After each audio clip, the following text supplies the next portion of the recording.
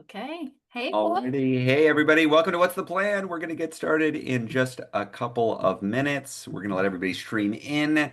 If you're just joining us for the first time, welcome. This is going to be a fun space. We're going to talk about how we fight back. This also happens to be the 5-year anniversary of John Lewis's passing. If you are participating in one of the, what is it, Leah, 1,500 plus Good trouble. Good Trouble Lives On protest vigils, memorials, around the country, let us know. Where are you showing up today? And if you're part of an Indivisible group, let us know in the chat. We've got people from all over. We've got a special guest today too. We're going to introduce them in just a bit. So very excited for them to be here. We've got Monroe, New Jersey. Leah, call out some that you're your favorite. Bend, Oregon, Ramona, California, Clemson, South Carolina, Fountain Hills, Arizona, the Berkshires, Indivisible, Auburn. We got Good Good Trouble Trouble Lives On in Maine. Maine. Excellent. Yep, great. Good Trouble at 5 p.m. in Mason, Ohio, Excellent. Montgomery County, Maryland, Warrenton, Virginia, Indivisible, Nevada, Lubbock. Colorado I've eaten there. Springs. Lubbock, great.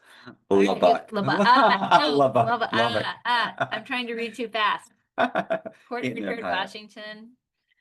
Boulder, Colorado. So, So, folks, this again, if you're brand new, this is what it's like. There's resistance all over. People are organizing together. We're all doing it in our communities: blue states, red states, purple states, uh, rural areas, suburban areas, city centers. That's what we're doing. Love the emojis. Welcome, welcome, welcome. I know a lot of people right now might be over at their Good Trouble Lives On events. That's cool. We are going to go to ours later, actually, right after this. Excited to do it. This is also recorded, so if you're listening to it afterwards, happy to have you on the recording. Leah, we've got tons of content. I think we should no, just dig into it. let's Okay, go. y'all, we're going to get into it because we've just got so much to cover. Welcome. I'm Ezra, I'm Leah. and we are married. This is why we're so close together in this little corner of our room. We are here to work with you on how we fight for our democracy. That's why we're here. And if you are brand new, you are joining this mass movement at a time of massive growth, which is something I've been saying now for several months, and it continues to be true. It continues to be the case that 5 to 10 new locally led volunteer indivisible groups are joining every single day. 5 to 10 every single day in all parts of the country. We believe in group-based organizing. We believe that is how normal, everyday people can build and wield power. Individually, we don't have power, but together we do. So that is why we believe in local indivisible groups. I'm going to call out very quickly. Sometimes I try to make little notes about geography, about my connection, and Leah's like, we got so much content, just go through. So I'm just going to rapid go through a fraction of the new indivisible groups from the last week. Please give them some love in the chat and in your emojis. Linda with Indivisible Valdez in Alaska. Marina with Will County Indivisible and Joliet, Illinois. Illinois. Susan, Black Patch Indivisible in Eddyville, Kentucky. David, Indivisible, Hilltowns, Worthington, Massachusetts. Dee Dee with Chesapeake Indivisible in Annapolis. Betty with Eli Indivisible in Minnesota. Diana with Ava, Missouri Indivisible.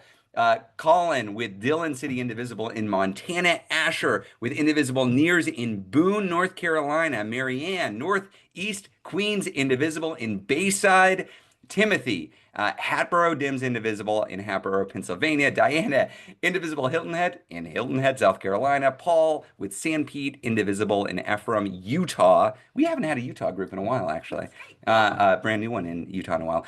Julie with Indivisible Shawala Rural Caucus in Shawala, Washington. I was just out in Washington last weekend. And Amy with Gillette, Wyoming Indivisible. Again, I can't list all of them. I took a smattering that was quasi-representative, but that's, as you can see, blue states, red states, purple states. These are people who are looking around and saying, oh my gosh, I guess I have to do something. And they have formed their indivisible group and they're pulling in their community members. And that's what we need right now. That's what we need. Welcome, welcome, welcome. Leah, let's start saving democracy together. Why are we here? Okay, folks, if you have been here before, you know the drill. This is going to be mostly Q&A. We're going to do an opening. We've got a special guest. We'll be there in a second. But it's going to be mostly Q&A, mostly submitted live. If you have a question, put it in the Q&A box on the toolbar at the bottom of your Zoom box. We are going to be taking questions mostly off of the top with a little bit of judgment around making sure that we've got a range of different questions that cover different topics. So upvote the questions that you want to see. Use the little like thumbs up function to upvote those, and we're gonna be going through and trying to answer as many as we can. Let us know in your question if you are from an Indivisible group so that we can shout you out in the process. This will be recorded. It will be sent out to everyone who registered. We're gonna post links in the chat with information, with asks and CTAs. If the chat is moving too fast and you missed the link that you wanted, do not worry. They are all going to come to you in the follow-up email. So you can get the links. You can watch it over and over again if you want to. The final piece, just to note, we are going to talk about some heavy stuff here. We are talking about issues that are incredibly personal to all of us. We are talking about an enormously dangerous time in this country. It is normal to have really strong feelings about everything that is going on. We ask that we keep the chat constructive and respectful. We have to organize together, even when we disagree about tactics or strategy. That is foundational to our ability to build the movement that we want to see. So with that, Ezra, over to you. Okay, I'm going to cover real quickly a little bit about what we saw last night, which was an incredible outpouring of energy and support and enthusiasm for how we actually build in this moment of authoritarian breakthrough. This training was enormous. I mean, it was bigger than anything we've ever seen before, honestly, from Indivisible and AU's training, Ezra. Oh, the training, 1 million rising training, the training that we did on how we work together to focus on the pillars of support for a non-democratic regime, how we engage in strategic non-cooperation and build power under the conditions we're living through right now. So big thanks to Ashley Woodard Henderson, Daniel Hunter, Maria Steffen for talking us through this deep dive into authoritarianism, into nonviolent social movements, into civil resistance. I thought the content was incredible. I thought it was great. Over 150,000 people signed up for a training, y'all. For a training, 150,000 people on nonviolent strategic non-cooperation. Incredible. I want to flag, we had really crappy technical difficulties that I'm sorry for and embarrassed about, and it sucked because it was a delay to actually get people on. We broke Zoom because there were so many people there. There were problems with the live stream.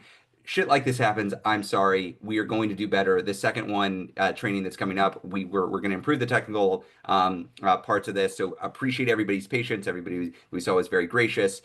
In your inbox, there is going to be a recording if you register for this, so you can see the whole training.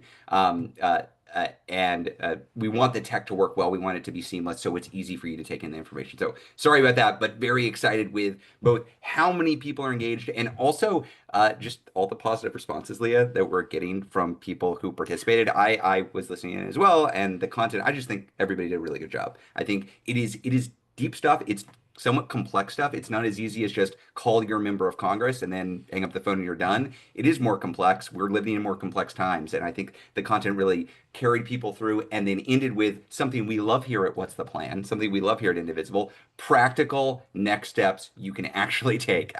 We feel very strongly about that. So as a reminder, these trainings are not to train you. We're not just consuming information. The goal is to reach new people. So folks who have shown up at a protest but aren't coming to regular meetings, or for folks who are just reading the news and getting upset but don't know how to get involved, that's the point of this series. That's the point of this. We're training folks to get more people involved so that you can host a conversation and bring in more people in your community. That's the logic. That's how we get to 1 million people trained, not just because people are watching a Zoom, but people are getting trained and then hosting their own trains. So that's very cool. And it's also showing immediate results. We're looking at about 6,000 community trainings are now being set up. People raise their hand on the call, 6,000 all around the country. Very, very cool. I think we're going to see more. I think we're going to see more right after this call, Leah. Let's I see think how many we can get on this call, right? So we're looking for more community trains. So we'll get into it a bit. As I mentioned, we're throwing a lot at you. There's a lot of terminology, a lot of new ideas, all the new frameworks. This is a shift for Indivisible too, that we'll talk about a bit. Some of it can feel abstract, and I know you've got a lot of questions for what this means for your activism, for what this means for our movement, for what this means for our democracy. And Leah and I thought we could cover some of that, but we thought, gosh, is there anybody out there who might be able to speak to this with some authority and some expertise? And so, Leah, is there anybody that comes to mind that you maybe could introduce to join us for the rest of this Q&A? Yes, I am super excited to introduce Erica Chenoweth Folks will have heard of Erica before. I know that because you are all regularly citing the 3.5% stat in the chat back at us. I do want to do a little bit more background to open. So Erica is one of the world's foremost scholars on civil resistance and the dynamics of nonviolent strategic conflict. Their work has profoundly shaped how we understand the effectiveness of nonviolent action in the face of authoritarian regimes. Together with Maria Stephan, who folks heard from last night, they wrote Why Civil Resistance Works, the Strategic Logic of Nonviolent Conflict. It is a seminal work exploring why nonviolent social movements are more successful in confronting authoritarian regimes.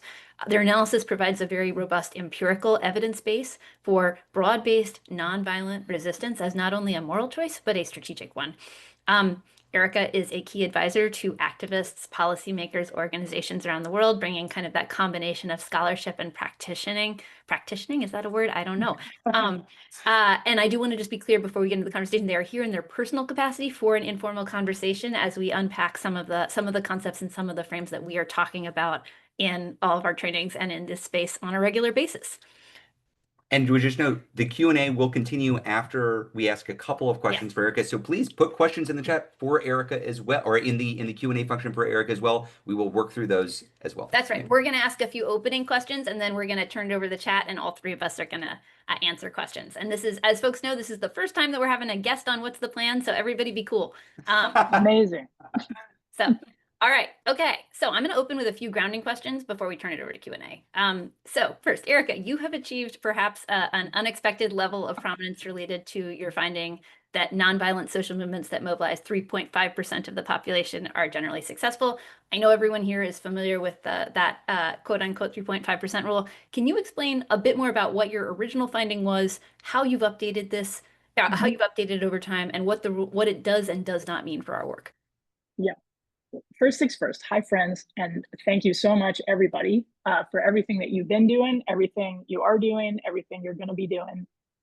It is so important, to just show up fully for this moment and exercise our agency and our rights. And so I'm just really delighted to be here with Indivisible groups and leaders and folks who have decided to not just let the country, fall into a level of authoritarianism that we haven't seen here in a very long time. The second thing I want to say just before I answer your good question, Leah, is just to just sort of acknowledge how powerful it was to be a participant in the training last night that the whole No Kings team put on. And the material that Daniel and Maria and Ashley were able to provide. I think that this might have been, based on the registration numbers, and according to the folks I know have been involved, maybe like the largest, training on nonviolent action that's ever happened in this country, right? So if folks haven't seen it yet, or even if the material isn't new to you, just to have been a part of that, I recommend folks watch it just because it was, maybe a historical moment for our country. So those things said, the 3.5% rule. So how this came about is that after Maria and I published our book, Why Civil Resistance Works, back in 2011, I was doing a workshop with some activists. And one of the activists asked a great question because, Maria and I were one of the key kind of arguments in our book is that participation really matters. The more people who participate in a movement, the more likely it is to succeed. And one of the activists who was at this workshop a couple years later asked, is there like critical mass? And I said, well, that's not something I've looked at before, but I can open up the data set and take a look. And so the data set is actually comprised of 323 maximalist campaigns. That's campaigns to try to oust an incumbent national leader, usually a dictator, or expel a foreign military occupation, or achieve territorial independence, self-determination. So it's what we call maximalist campaigns. And what we were looking at was the peak participation observed in that campaign in a single day kind of mobilization. And so what we found is, as I mentioned in the book, that the more people who participated, the more likely a movement was to succeed. And that kind of category.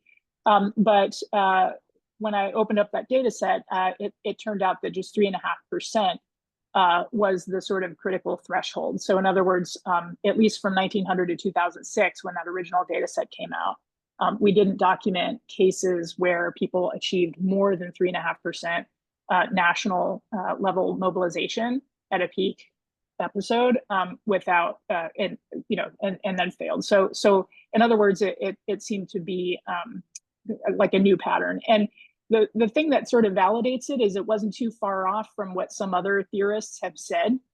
Mark Lichtbach, who's a political scientist, had written a book called The Rebel's Dilemma. And in it, he argued that there's something called a 5% rule. And he had it in two respects. 5% of the population is probably all that's required to, be an impossible challenge for a government to withstand. But also probably only 5% of the population is ever going to be willing to participate in some kind of mass mobilization anyway. So he sort of had those two meanings. I think that the bottom line is that in the initial finding, it wasn't that far off, but it's more like 3.5% in our database. So I'll say three things about it that are relevant to our moment quickly. The first is that this was a descriptive finding.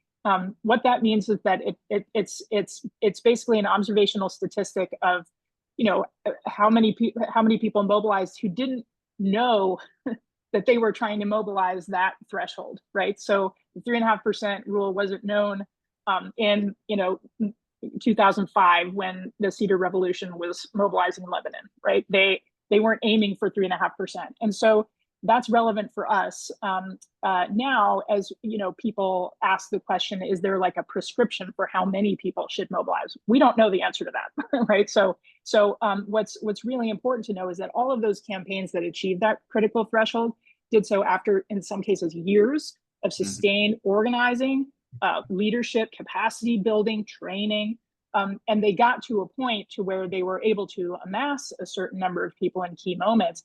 But the larger organizational capacity, infrastructure, strategy, the ability to elicit defections, which I know we might talk about, all of those things were built into the movement and were equally important, right, in explaining why that participation translated into leverage and pressure and success. So that I think is the most important thing to know.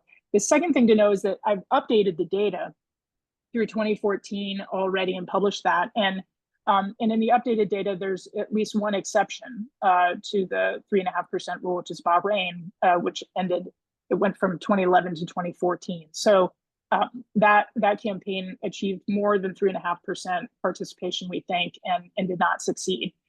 So there's at least one exception. And then there's also learning over time on the autocratic regime side. And so there are some important kind of new sort of challenging aspects of our terrain that a lot of movements are operating in.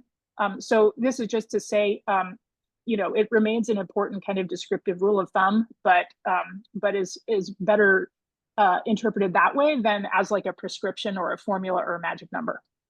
Mm-hmm. Great. Wonderful. That's super helpful. And I will just say, speaking as somebody who is, building attendance and excitement for 1 million rising, a common response that I get is sort of like, 1 million, we need 11 million. And, and my response to that is, y'all, if we can't get 1 million, we're not getting 11 million. So show up to the training and host your gathering. Let's keep going. Okay. Ezra, do you want to take the next question? Sure. So your work, among other researchers' work, is driving a pretty big strategic evolution for Indivisible right now. And historically, Indivisible has seen our power as leveraging what we call local constituent power. It's people's identity as constituents and in relation to elected officials, especially Congress, but also state officials, local elected officials.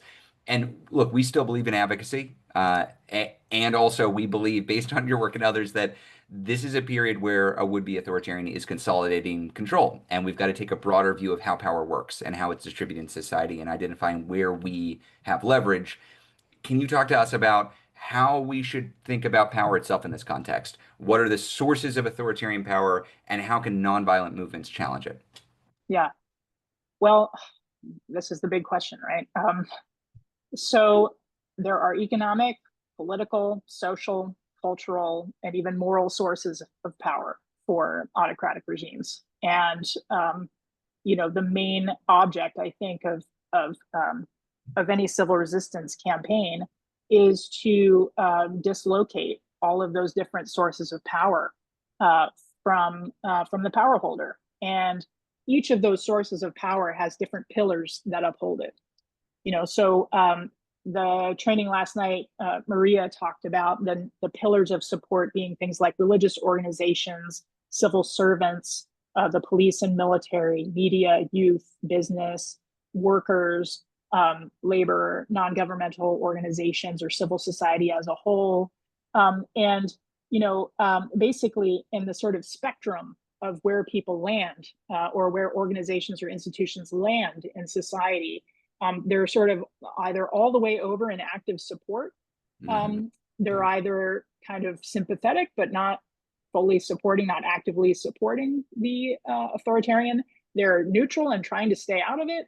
They are passively opposing, so they don't like it, but they're not doing anything, or they're actively opposing, right? That I would put basically everybody at Indivisible already in the active opposing, right? That's right. So what is the strategy? Well, the strategy is to build power from here. And building power from here happens by taking people who are, say, in the neutral category and getting them to be passively or even actively opposed to the authoritarian. It is taking people who are passively opposed, moving them over into some more active opposition. So this is the low-hanging fruit, I would say, of indivisible groups, which is like find out the people who don't like it and like they're ready to be organized, right? Then there's the people who are passively supporting the autocrat, and they need to stop doing that. They need to, and it's not necessarily changing their minds. It's never going to be changing the mind of the autocrat or the most important key enablers. It is constraining their options and removing their sources of support. And so that looks more like examples like there's a lot of stuff that happened right around the 2020 election where Trump came out in early in the morning hours, as you remember, on election night and declared that he had won over Biden. And actually, my partner and I were sort of tracking the responses of different politicians at the time, Republican politicians in particular.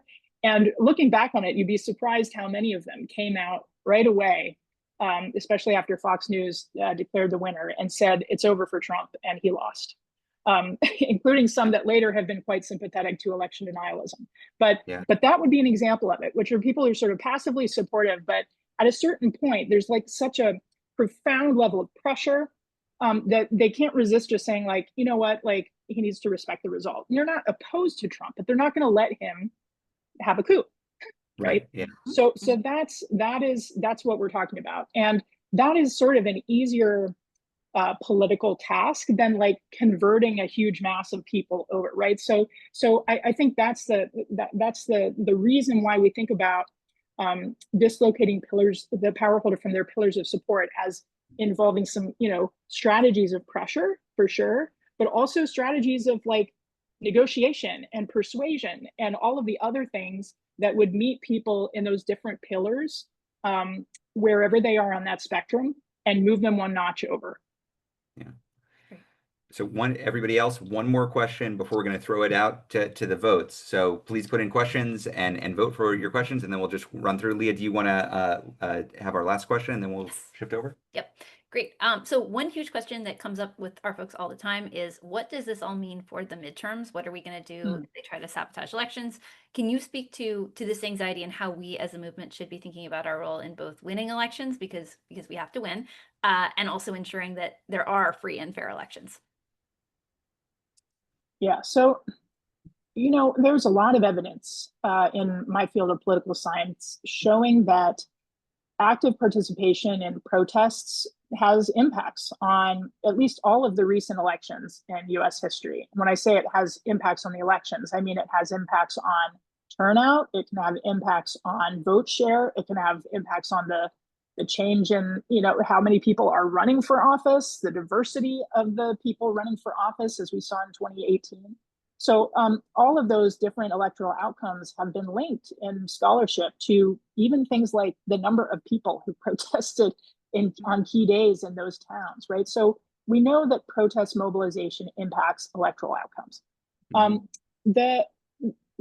I think the upshot of that is that civic engagement and protest in particular is one of the key ways that people can articulate and send signals to would-be political candidates or incumbents about what the issues are that are really motivating the population and exciting the population between elections. So protesting is like good for democracy, and it's good to do between elections as a way of even setting the groundwork for what a well-informed set of candidates will be talking about at election time. So that's a good thing.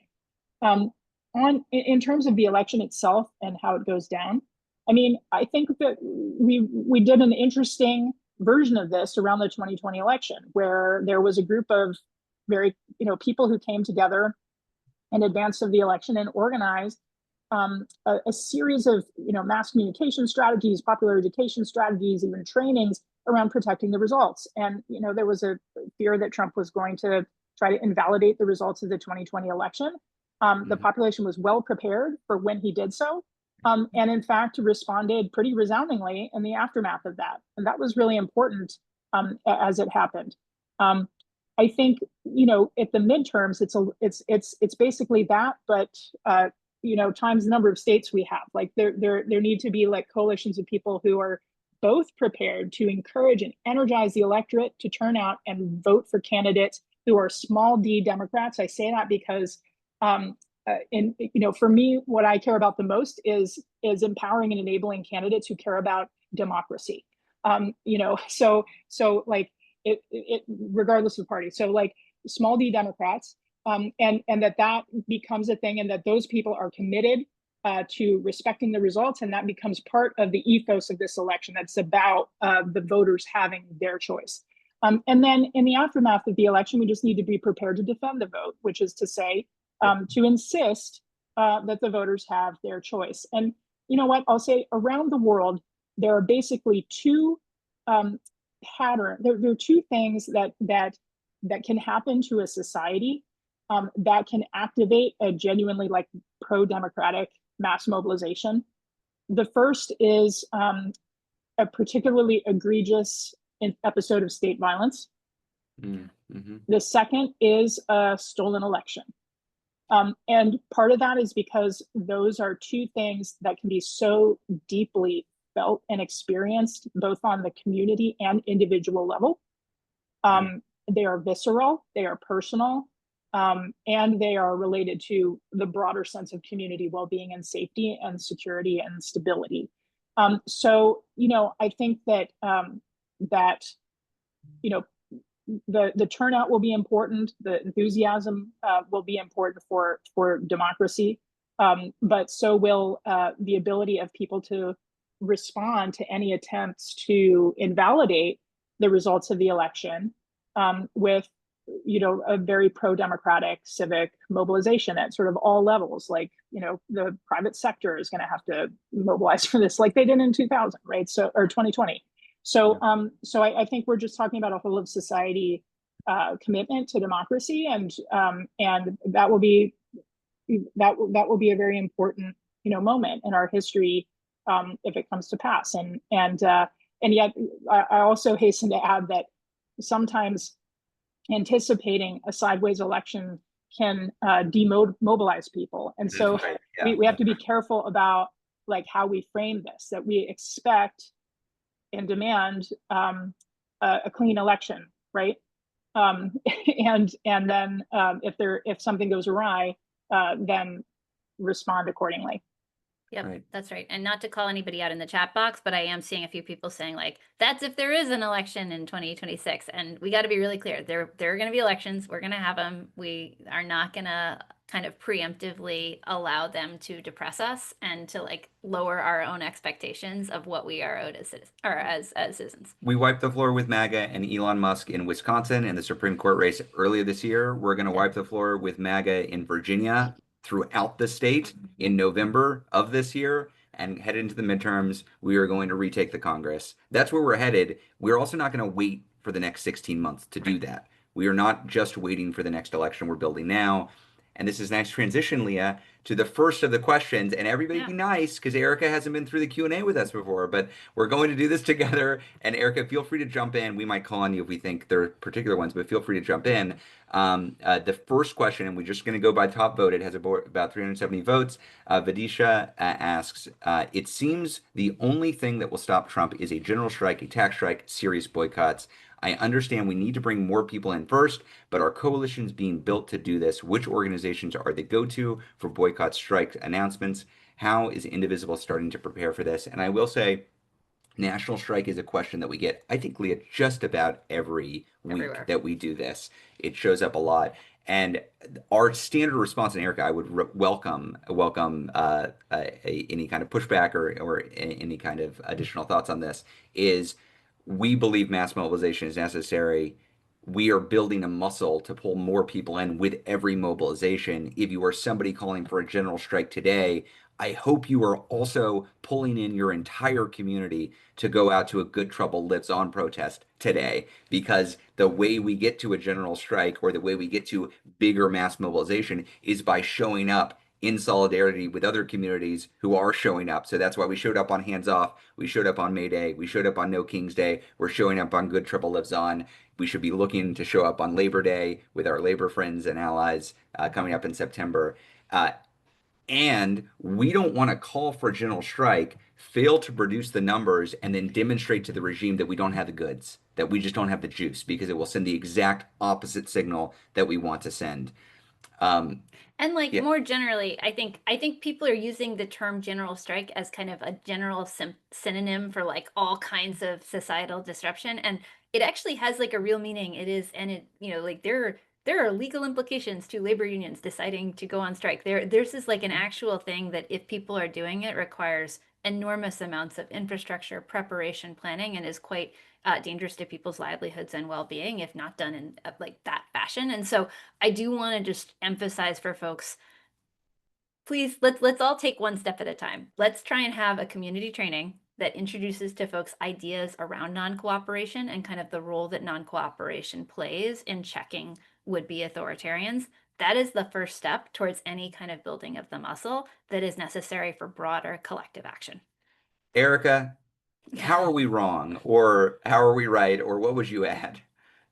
Yeah, I think I would add maybe one or two things. One is, you know, the instinct to move to something that would generate direct material impacts quickly is not a bad instinct, which is to say, you know, I think that the idea of trying to find a way to get to the point where it's beyond signaling and into those material impacts is you know, sometimes where movements find themselves needing to be.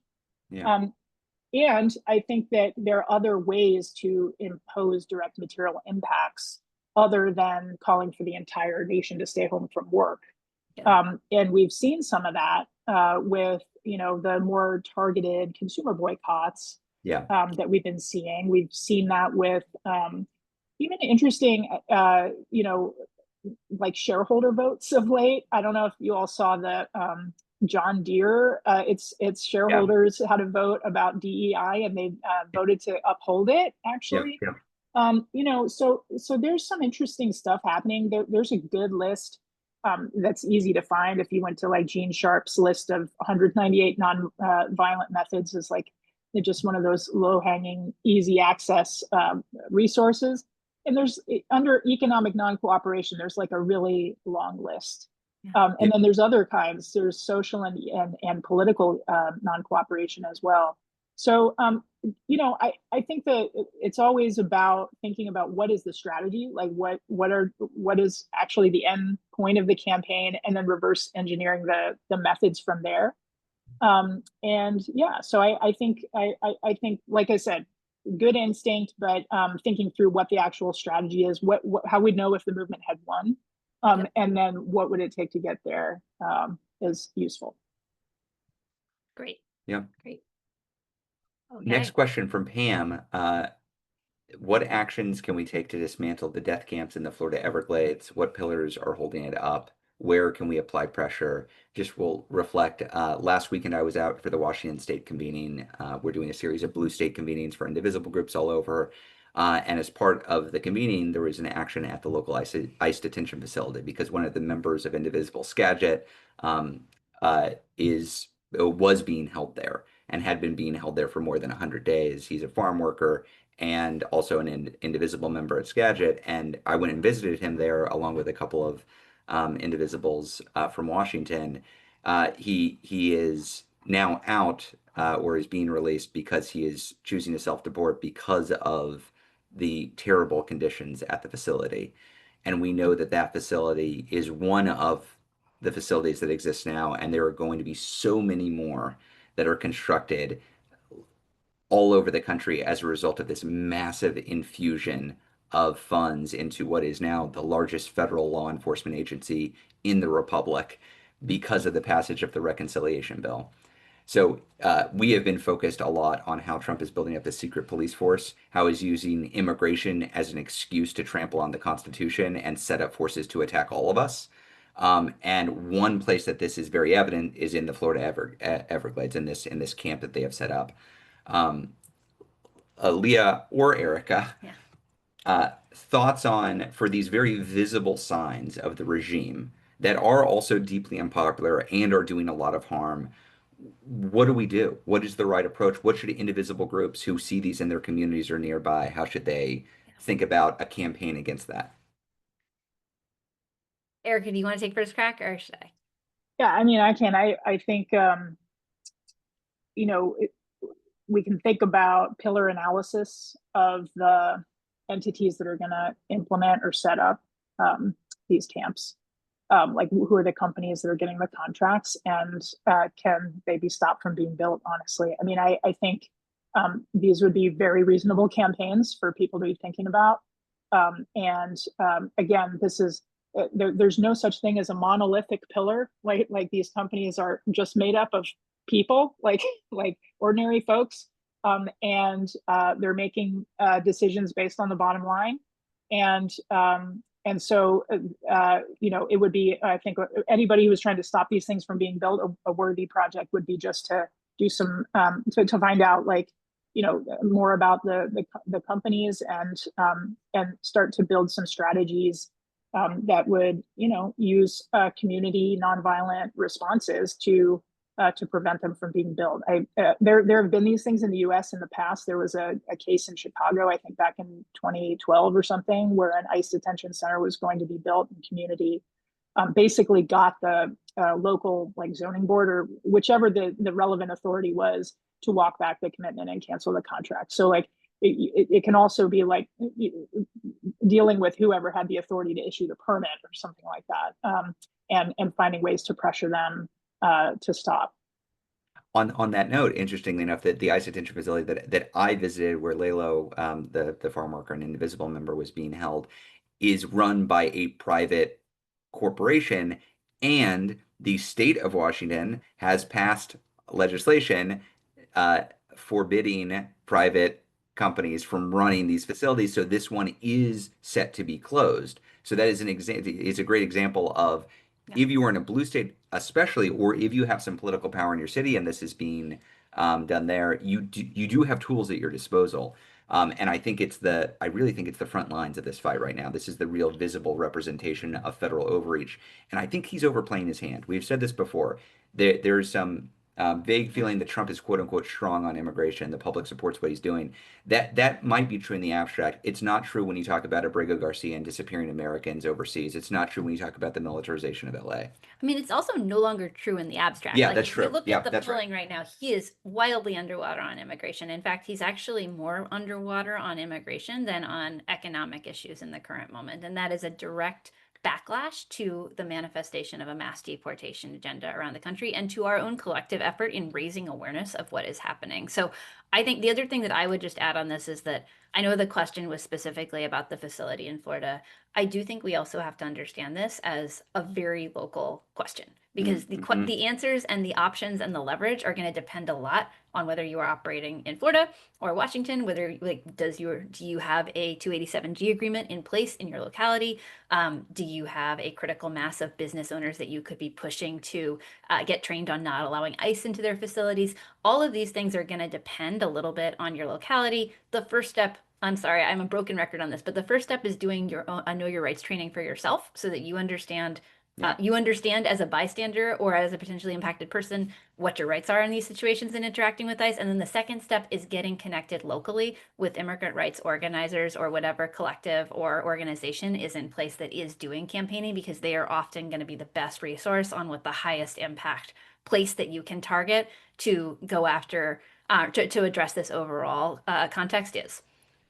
I'm seeing some stuff in the chat at people asking for more on pillars. I would say we are going to send out, this is what the train's about, y'all. Yeah, this is what we're doing. The training. So look out in your email for a recording of the training. If you haven't seen it, we've posted a few links. I see people wanted to cover Epstein. It's like the fourth next question we're going to cover because I see it being voted up. So we're going to get there. But for the training, please look at it. I think that the information it is valuable, it is actionable, and I think it's well presented. So please take a look at that if you're interested in the pillars work. Okay, moving on to Sherry's question.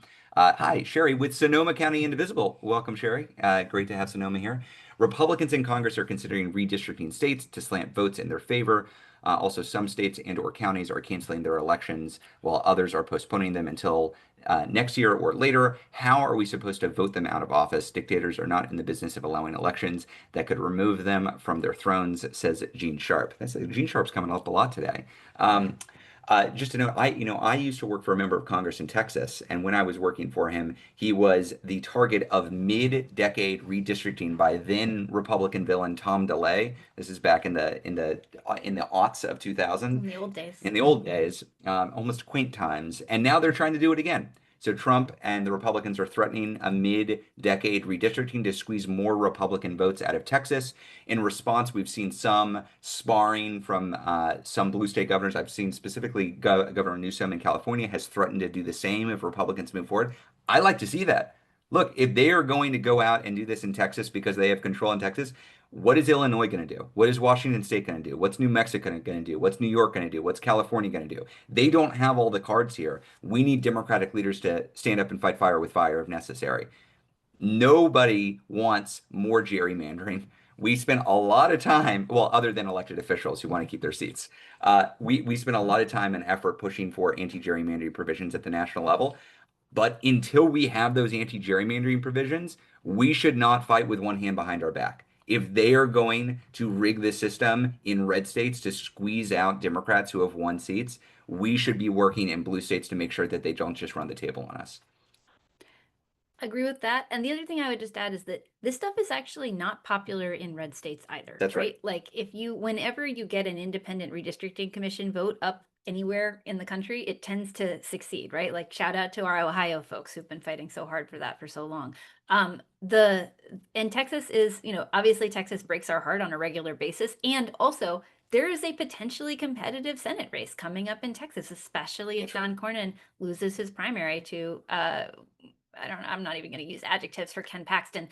Which is all to say that program. There is virtue in raising the profile of what is happening in Texas and fighting as hard as possible, both to try to stop this and also to make clear to folks who are, who don't trust either party, but particularly don't like shenanigans taking their votes away or making their votes not matter, that this is what Republicans are trying to do. This is not a popular thing, even with the other side. We got to raise the profile. Yeah. I've said it. I'm from Texas, so I have a lot of feelings about this. But Erica, you haven't got any thoughts specifically on this this question of how Republicans are currently engaged in anti-democratic tactics to cling to power as they implement a deeply unpopular agenda? Yeah, I mean, I think actually this question reminds me of the fact that we have a lot of institutions that are like minoritarian institutions, as my colleagues Dan Ziblatt and Steve Levitsky recently wrote in their book called The Tyranny of the Minority. Yep, yep. And those are, not just gerrymandered districts, they're also, the Supreme Court, the Senate, the filibuster, Yep.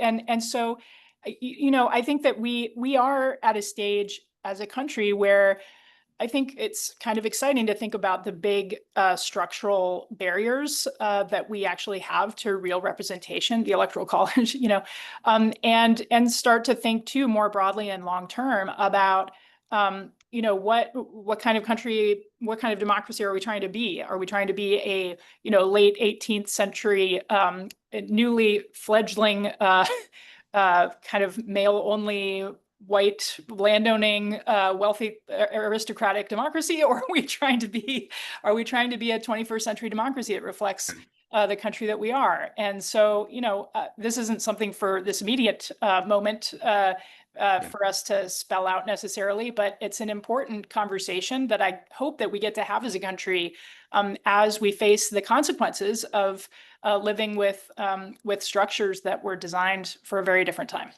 Here, here. Absolutely, Erica. Okay, Suzanne asks, keeping the legacy of John Lewis in mind and recognizing that defiance and non-compliance often require personal sacrifice, why are we not calling for a national boycott of Amazon? If the 5 million people who marched on June 14th would all boycott Amazon, that would make news and affect business' bottom line and get others to take note. We've touched a little bit on economic pressure and boycotts. I mean, I think Amazon had something like more than $500 billion in revenue last year. They are a big, giant gorilla out there. And so there's a question of are they a good target for a boycott? Like the Target boycott has been such an effective tool, and it is also a large corporation. Leah or Erica, how are you thinking about Amazon specifically as a target? I mean, Erica, do you want to maybe speak to like what makes boycotts successful? Ooh, great question. Yeah, yeah, yeah. Yeah, I mean, like a lot of coordination, like coordinating it all at once and with a large number of people and over a significant duration is basically the key on that tactic. And, it's always helpful if there are other market alternatives, that people can go to that they feel better about. But, sometimes people have undertaken boycotts when there wasn't a market alternative and they were willing to absorb some of the, private costs for that. And so it depends on the target, the market, and how well organized it is. Yeah. I'm seeing in the chat some people are noting that Amazon also owns Whole Foods. And Whole Foods, actually, I'm curious about a Whole Foods boycott because they are theoretically values aligned. They've got like a egalitarian kind of hippy dippy vibe to them, and maybe they could be pressured by folks who are in this coalition. Amazon is more, it seems more difficult to me. It pains me to say there are a lot of things I would like to get from Whole Foods, but I think we should be investigating this. Yeah, so here's what I would say on this more generally is like one of the things that we're really humble about right now is that we have not historically been an organization that conceives of and runs corporate boycotts. And so part of what we're trying to do as we get more into this space is work with folks who are already up and running with successful efforts and or folks who have more experience with corporate campaigning. In general, we haven't seen a ton of cross ecosystem movement around Amazon as kind of like the big ultimate, like a big major target. That said, absolutely, the role of folks like Bezos as enablers of the current regime, right? As somebody who has bought the Washington Post and is steadily pushing all of the best people out and slanting the coverage in favor of Donald Trump and his enablers. It is a very valid concern, and so want to register that this is the kind of pillar that we're thinking about, and also just name. I'm not going to have the answers for you on every single campaign that makes sense right now, because part of this is going to be wanting to do things well and not just say boycott everything, boycott this one, boycott that one. Let's go. I am curious to see what comes out of these trains, though. So we're going to conceive of some national trains. A lot of this, though, is going to see what bubbles up, what catches fire, and how then can we accelerate that? How can we amp that up? More to come. More to come. Vidisha asks, is there a campaign in the works for indivisibles across the nation with Republican reps or senators to educate their community on the effects of the big billionaire bailout bill? Also, is there any way left to pressure Republicans, or are we focusing on other strategies? So we are doing a lot of accountability on Republicans right now, especially if you have a Republican senator or Republican representative. One thing that I don't want to happen is for us just to accept that they're bad and then give them a pass. Yeah. They should pay a political price for passing one of the least popular bills in modern American history, which is what this BBB bill is. Cutting Medicaid has a 15% approval rating in Lauren Boebert's district, in Marjorie Taylor Greene's district. This is not popular legislation. It's not legislation for which they had a mandate, and they put it through despite a lot of public attention and pressure. When I think about what the next 16 months leading into the midterms ought to look like, part of it is when something bad happens as a result of the Doge shenanigans and as a result of the BBB bill, we need to draw as clear a line as possible from those Republicans' votes to the bad thing happening in your life now. I think the Texas floods, the horrific Texas floods, and the response from the Republicans is a good example of this. One version of dozens, possibly more, young kids and families dying in those floods is that sucks. It's a tragedy. Weather happens, but we're going to move on. That's what the Republicans want to say. Another response is, what the hell did you think was going to happen when you let Elon Musk loose to totally undermine the ability of the government to protect its residents in this country? What did you think was going to happen when this county refused funds for public safety? This is the result of right-wing reactionary ideology that believes government has no place in protecting residents and in a direct attack by Republicans on the institutions that are set up to protect us. But if we don't draw that connection, people are going to say, oh, weather, tragedy, that sucks. And then they're going to vote for Republican again. They should be blamed from now until next November for what they are doing to attack all of us. And I'm not seeing the Wall Street Journal or the New York Times make those arguments every day, y'all. If we're going to make those arguments, we've got to mobilize in our own communities and say, this is why we need a change. This is why we can't afford the same leadership. Texas isn't a Republican state. It doesn't need to remain a Republican state. Kerr County doesn't need to remain a Republican county. We can have new leaders that actually protect us, but that requires kicking out the old guys and bringing in new people. But we got to do that. As for whether we should be pressuring Republicans, Leah, we've talked a lot about this, and I just went on a little tirade. Do you want to talk about how we're thinking about Republican pressure in this moment, given what happened with reconciliation? I recognize that we've got a few minutes left with Erica, and I want to turn it over to them to talk about kind of the interaction of a, because we're talking about all this like pillar strategy, and we're also talking about like normal electoral accountability. And I'm just curious if you have any reflections on how we hold both of those things in our minds at the same time. Yeah. So on the bill, one thing that's really true is that we know what effects it's going to have, but they aren't necessarily being felt yet. And they might not be felt until right before or right after the midterms, actually. And that's actually a major issue. And so, Ezra, like what you were just saying about the need to just talk about the material impacts on people's lives and draw a direct line between, what people are experiencing negatively in their lives and, what's already happening or beginning to happen or will be happening shortly to make it that much worse is so important, because that story is not going to tell itself when it unwinds 18 months from now. In fact, it's the opposite. If the Democrats take the House, for example, then they'll be blamed for those impacts, right? And so it actually sets up a very difficult kind of link between the narrative and the impacts. And so there just needs to be like very heavy message discipline and a focus on people's lives, their actual stories. On the pillars, Leah, I mean, I think that I'm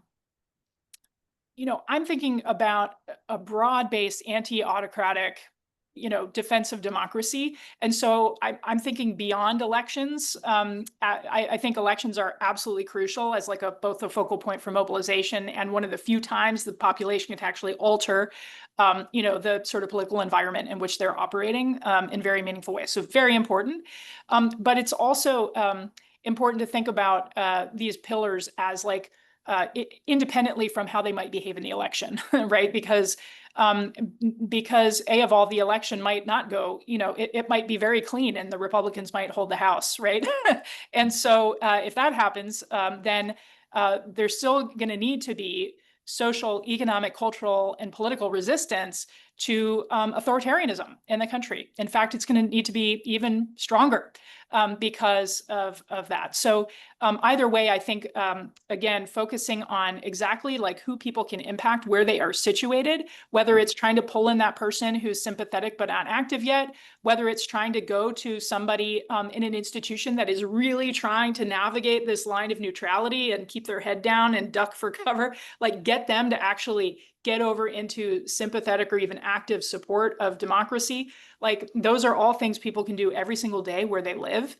And I think is the sort of important weaving together of our communities that is going to be so needed, both to activate large-scale mobilization in key moments and large-scale non-cooperation in key moments, but also just to begin to build the future we want, right? Like the future I want is one where I live at peace with my neighbors, and we don't have, the sort of intense partisan polarization has begun to abate a bit because we are building something that is actually an alternative to the incredibly acrimonious, dehumanizing politics that Trump wants. Yeah. That was really inspiring, and I kind of hate to turn directly to the Epstein files from that, but That is the next question in your we democracy. just that we were going to address it before we closed out. So Okay, that was Jonathan. really powerful though. Sorry for the abrupt transition. And abruptly, now let's talk about Epstein. Jonathan Jacobs asks, can we make the Epstein files work for us? Is there real opening here the way there was for Elon Musk? The most recent polling I saw on this was that 4.0% of Americans think the Epstein files should not be released. 4%. So politically speaking, as an issue, this is such a uniting issue. MAGA Americans, Indivisibles, corporate Democrats, conservative Republicans, basically everybody's like, yeah, show us the files. Like, why aren't you releasing the Why files? can't we see those? Why What's wouldn't you going on? release them? Yeah. Leah or Erica or both, politically as an organizing tool, how are we thinking of this? Erica, over to you. I don't have much to say other than what strikes me the most about it is that Democrats and Republicans want them released for very different reasons, operating from very different base assumptions about what will be revealed. And because of that, I think it's important to temper expectations about what certain revelations might do politically. We already know a lot about what Trump has done in his personal life and in his public life. And it's hard to imagine that any new revelations would necessarily alter like the core commitments of his base. Honestly, what's interesting about it seems to be that what people are angry about is not, stoking more conspiracy and like revealing that they were correct all along, that there was some conspiracy. So I think it's very interesting that this is like a uniting thing. But it's what his base is mad about is that they won't release the files. They're not suspecting or preparing to like abandon him if his name was on the client list. And that's the take I have. But I could be wildly mistaken. But yeah. No, I mean, I think that's very real, and I think there's some pretty, fundamentally the reason that they're mad at him is because QAnon has taken over the Republican Party, and this is kind of an expression of the QAnon theories, which are unbelievably screwed up. And I think that any week when we can emphasize that there are a different set of rules for the rich and powerful, and their crimes are covered up, and that is part of the system, a system that is fundamentally unjust and must be addressed with systemic reform is a week when I think we can tie that back to something. But I definitely hear you on like, this is not gonna be the moment of revelation when they all just break from him, because that's not how this works. We gotta wrap we the gotta couple wrap. We minutes. gotta wrap. I know Erica, you've got a hard stop at 4 o'clock. Can I just give you a chance to give us some closing thoughts? These are pretty dark times. People are scared for good reason. Um, uh, the meeting that we have here are made up of people who, despite everything, decided on a Thursday afternoon to spend some of their time thinking about how we can fight back. When you look at the current conditions, when you think about the research that you've done, what gives you hope right now? Yeah, I mean, what gives me hope is the fact that we're not alone. We don't have to do anything alone. That there are millions, tens of millions of people worldwide who are actually in quite a similar situation to us right now. And in the country, this is a country with an incredibly rich legacy of organizing, of protest, of mobilizing, of trying to improve and perfect the democracy that we live in, to make it, more accessible to more people and all of the above. So I know that we have all the ingredients that we need to, perfect and improve our democracy. And what gives me hope is being on calls like this with so many folks who are out there doing the work. And so I appreciate what y'all are doing. And, again, I'm so grateful to have the chance to be in conversation today. Well, thank you for joining us Yeah. as the first ever What's the Plan guest, Erica. I think this went really well, and we're going to experiment some more with this, and hopefully we'll be able to have you on again at some What's the Plan in the future. Thanks to everybody for joining us. We will be here again at 3 p.m. Eastern Time next week. If you have not yet, go out to your Good Trouble Lives On. It is somewhere in your community. There are 1,500 or so events all over the country. Leah and I will be out at ours.